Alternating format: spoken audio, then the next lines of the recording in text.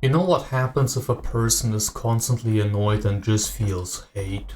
You start to expect bad things only happening to you, focusing then too much on the problems and just dismissing all the positives. This constant negativity and anger just triggers your body's stress response, releasing hormones like cortisol and adrenaline. And if you act on your anger and negativity all the time, complaining about stuff, this behavior often pushes people away from you or creates even more problems. The negative consequences of your behavior prove then to you that your negative worldview was right all along, thus reinforcing the cycle, meaning things will never change. This kinda chronic stress damages your brain too. You will receive brain fog, poor memory, and have a hard time concentrating on things in general. Also leads to depression and anxiety, and even more bad things, but what I actually want to say is something completely different. Mario Kart is actually pretty fun. I think it's a fun experience. Is it an $80 or €90 experience? Absolutely not. And it never will be. As a matter of fact, no game will ever be. Was it worth the €40 more for the Switch 2 bundle? Absolutely. But now you're saying that a good price for a game shouldn't be locked behind a bundle. And I absolutely agree. But here's the thing. First, Nintendo isn't your friend. So is Sony and Microsoft and any other company who are just doing stuff for money. And I'm not here trying to play devil's advocate. A lot of the things they have done is absolute garbage. No question. A button you have to pay for, a pack and title costing money, a simple up-res costing money. But what I don't understand is the insane hate wave, and actually I think that's an understatement, the hate tsunami that came from it.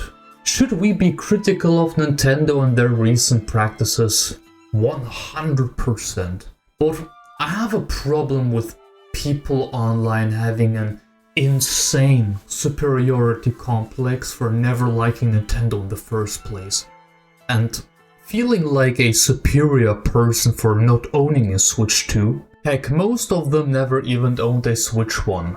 And don't forget the handful of people, once again, sharing a lot of misinformation, ignorant people on the internet talking a lot of most insane BS.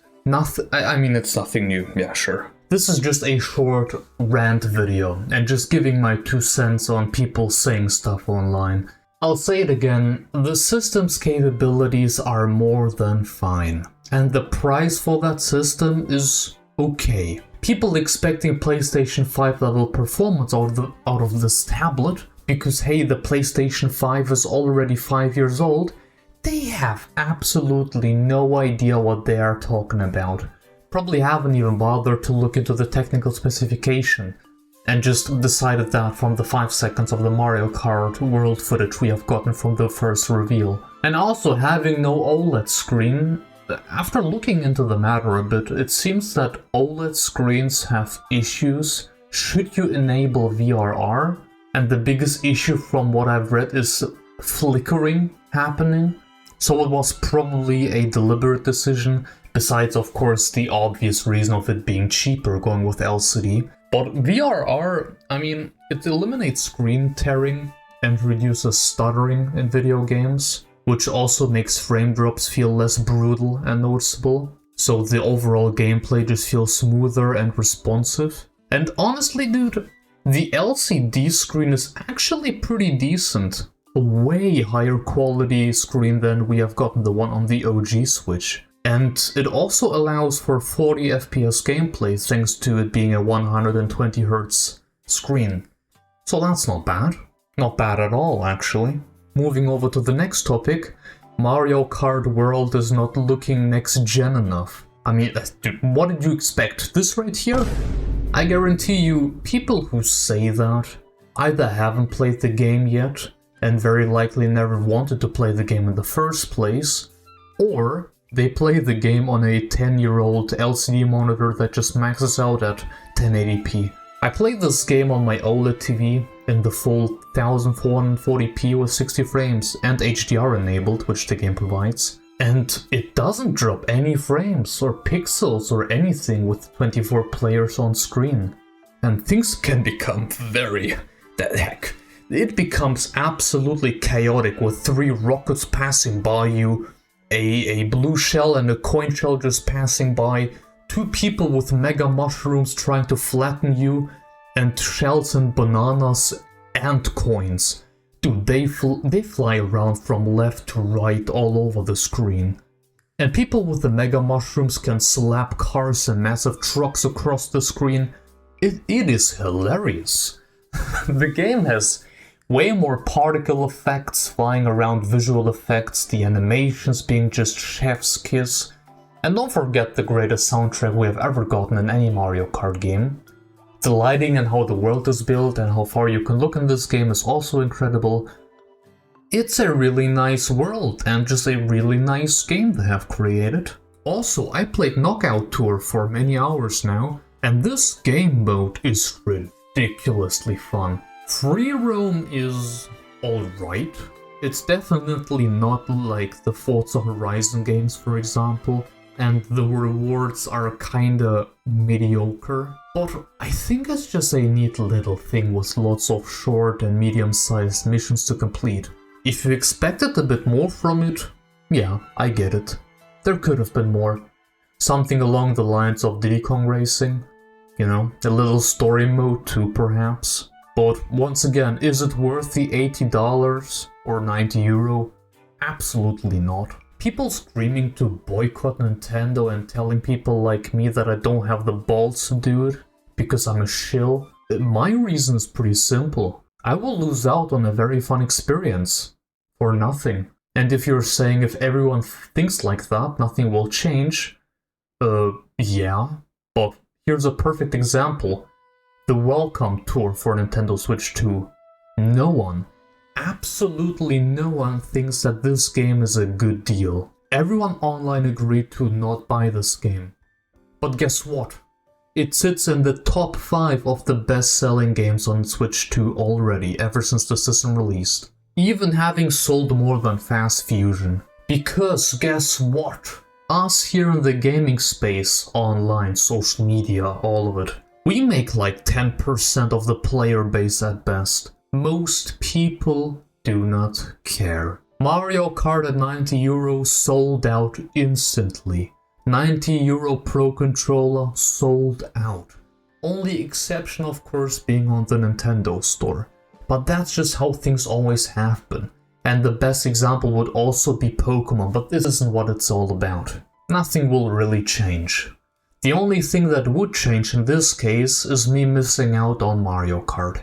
And so far, I regret absolutely nothing. If I wouldn't have had the option with the bundle, I wouldn't have bought the game. But I would have bought the system alone. Because with how prices are going, you will see all current-gen consoles going higher in price. And in due time, I would love to play the next Smash Brothers, the next Xenoblade game, or also the next Zelda game. What's the PlayStation 5 Pro's price right now? I think it was around €800 or something. And if you're saying that at this price you could build a mid-range PC, the prices don't look that great in the PC space either. As a matter of fact, all the prices have increased, like everything has increased price-wise. This isn't me bashing on people who can't afford it, everything is more expensive, and I'm also feeling it like most people do. But I'm just stating my opinion here that I'm having a good time with this game. Another complaint I saw is the fact that if you play with 3 people or more on one screen, the game switches to 30 frames. But maybe people forget the fact that this was also the case in Mario Kart 8.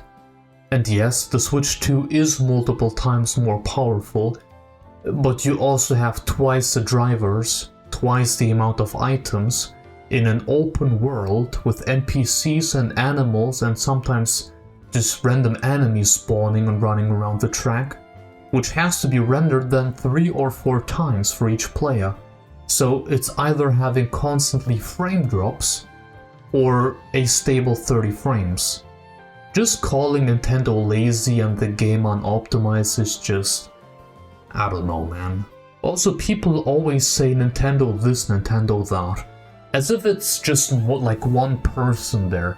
Most people there just get tasks from the higher-ups, and that's it, like in any other regular company. It's no different over at Sony or Microsoft. The legal team and higher-ups are the ones that decide the prices, and very likely also hate the fans, going around and copyright striking everything. So saying that those devs are disgusting for wanting that amount of money and whatnot is just nonsense. The internet right now feels like, regarding Nintendo and, well, more than just Nintendo actually, just like a free-for-all. Everyone, including a bunch of creators, are farming the negativity to no end. Rage baiters and sad people saying things that don't make any sense. Like the visuals looking identical to the Switch 1 visuals, and the game not being worth even $40, and the controls being worse in every way. Like, most people that complain that loudly never wanted the game in the first place. People saying that even $50 or $60 would be too much, and then becoming a pirate again. I mean, come on, man. Probably have never done anything else than pirating stuff before. But honestly, I couldn't care less. I don't know. I won't buy Donkey Kong Bonanza for €80, and every other game that released for that price as well. Also the next Xenoblade, which I really look forward to. But people bashing the games themselves because of the price is nonsense. But oh well. I'm having a good time here. By the way, where's the 200cc mode? Now that's a tragedy. I wish you all a good day, folks. Consider to smile today. The world could use some more smiles. Have a good one. Goodbye.